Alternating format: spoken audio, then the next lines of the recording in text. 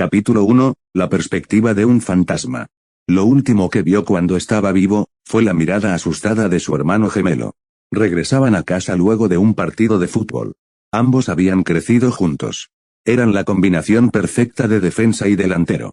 Por eso, el instinto compartido había helado su cuerpo por completo. Fue una avalancha. Empujó a su hermano fuera del coche. Segundos después, la oscuridad y el frío lo envolvieron. Sus recuerdos fueron borrosos después de eso. No sabía cómo había llegado a un hospital. Estaba acurrucado en una esquina de la habitación oscura, su mirada fija en la figura decaída de su padre. Cabello oscuro y lentes. Mucho más joven de lo que recordaba, pero era él. Estaba muy nervioso, usando sus manos para mover la pequeña carreola de bebé en un intento de calmarse. ¿Quién era? ¿Qué estaba haciendo aquí? Con el frío recorriendo su cuerpo y la última escena repitiéndose en su mente. Quería buscar consuelo en el regazo de su padre. Pero como había descubierto antes, una extraña pared invisible parecía aislar el espacio oscuro en el que se encontraba. Sin poder llegar al otro lado. Cada pocos minutos, los ojos de su padre regresaban a mirar una puerta al final del pasillo. Con el curioso movimiento de sus dedos que creaban un sonido rítmico contra la dura silla. Una y otra vez produciendo ecos que rebotan en la extraña habitación en la que se encontraba. Zumbando en su mente, las sombras a su alrededor toman formas extrañas. Como si lo observaran. ¿Por qué estaba tan nervioso su padre? Las enfermeras y doctores pasaron como si no pudieran verlo. Las enfermeras junto a su padre le susurraban tratando de convencerlo de algo. Ofreciendo mantas y café caliente. Añorando el calor estiró su brazo y nuevamente tocó ese extraño muro. Del otro lado las luces del hospital y las voces de las personas emitían un ambiente ligeramente cálido. Nuevamente juntó fuerzas y golpeó el muro. No había sonido en los golpes, y el muro seguía siendo firme, no lo suficientemente duro como para hacerle daño, pero disminuyendo sus esperanzas de llegar al otro lado. Su cuerpo cedió y nuevamente se acurrucó para alejar el frío.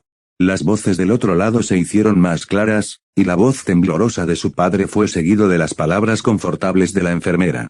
No puedo evitar preocuparme. Si no fuera por mí ella no habría llegado a ese estado. Ahí está. No es la primera vez que tratamos una emergencia como esta. Entiendo su preocupación, pero ponerse nervioso no ayudará, lo sé. Aún así, fue un parto prematuro tal vez por los movimientos bruscos de su padre. El bebé en la carriola empezó a llorar. Su padre cogió al bebé en brazos meciéndose suavemente. En los brazos de su padre se veía tan pequeño y débil. Pero se sentía extrañamente familiar incluso si lo único que veía era la manta que lo envolvía. Su corazón latió con fuerza con un escalofrío que recorrió su cuerpo. ¿Qué estaba pasando? Algunas imágenes borrosas aparecieron en su mente, el frío de la habitación aumentó.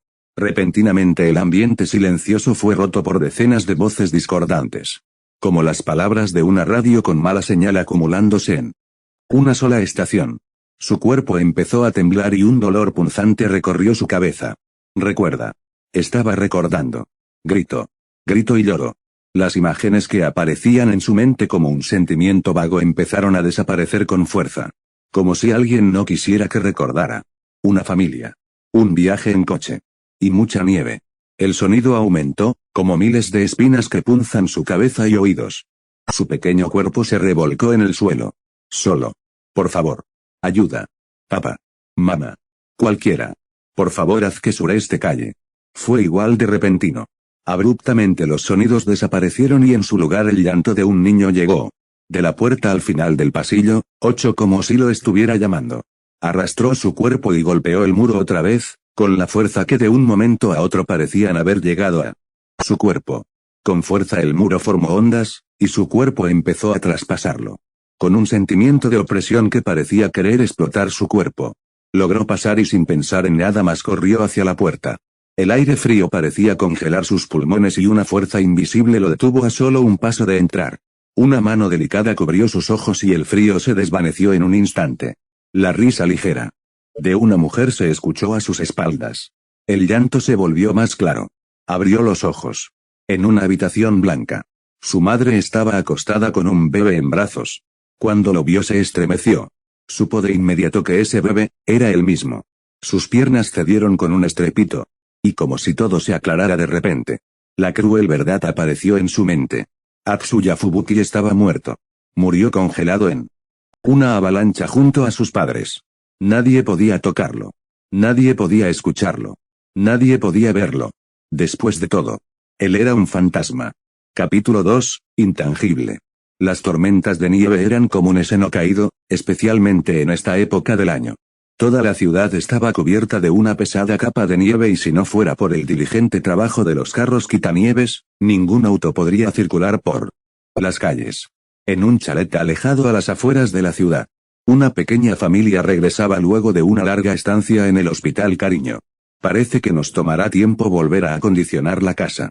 Algunas ventanas del piso superior están rotas, espero que las tuberías no se hayan congelado. El señor Fubuki regresó a la sala luego de una rápida inspección.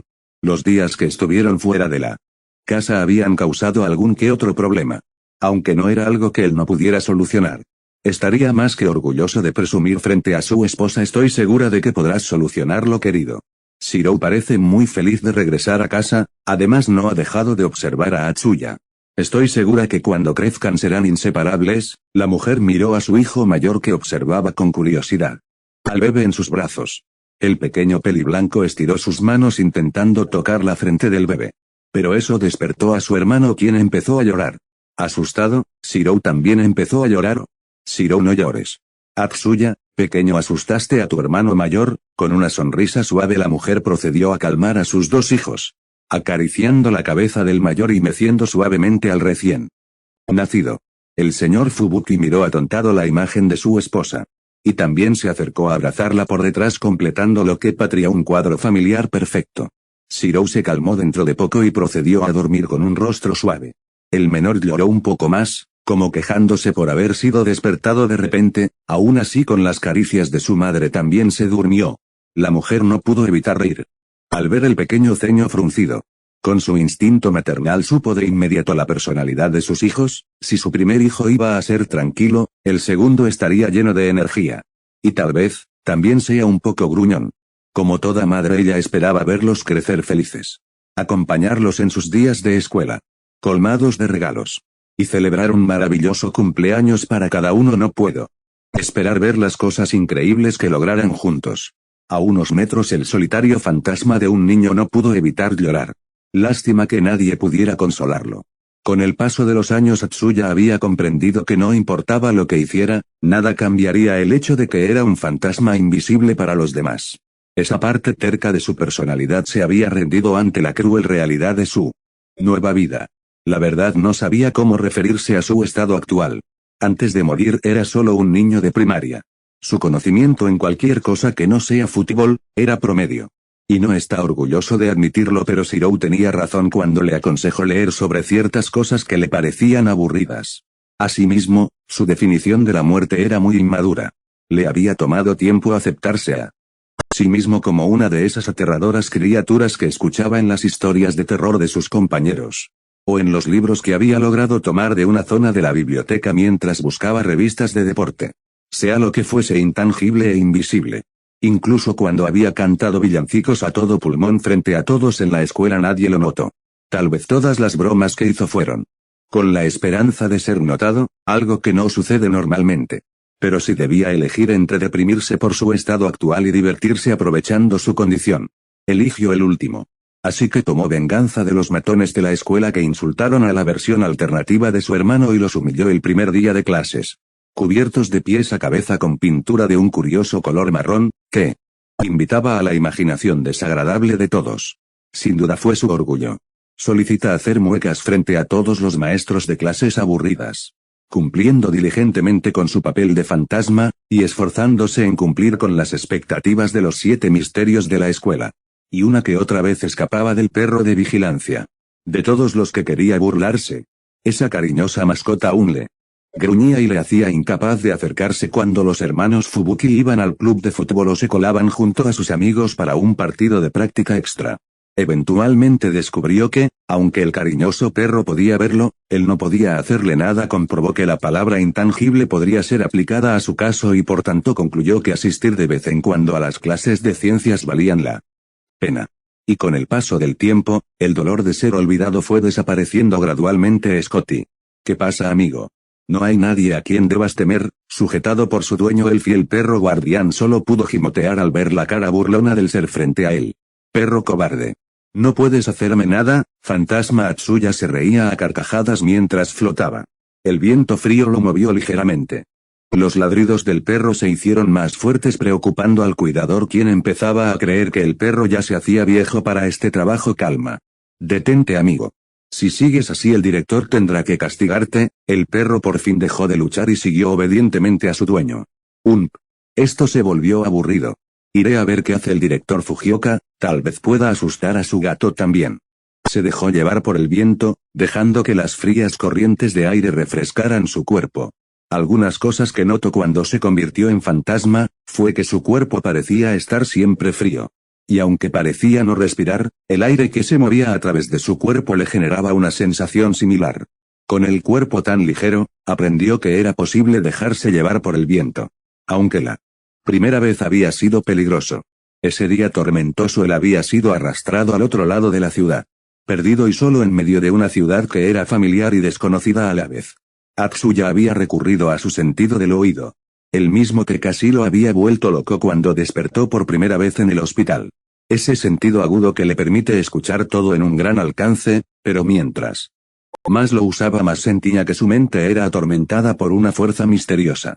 Como fantasma nunca se enferma, pero usar esa capacidad era mucho peor que estar enfermo. Casi sentía como si estuviera desapareciendo. No pudo encontrar el camino de regreso hasta que luego de un mes, coincidentemente, la familia Fubuki había ido a visitar a unos parientes y logró escuchar el sonido de la nieve derrumbarse.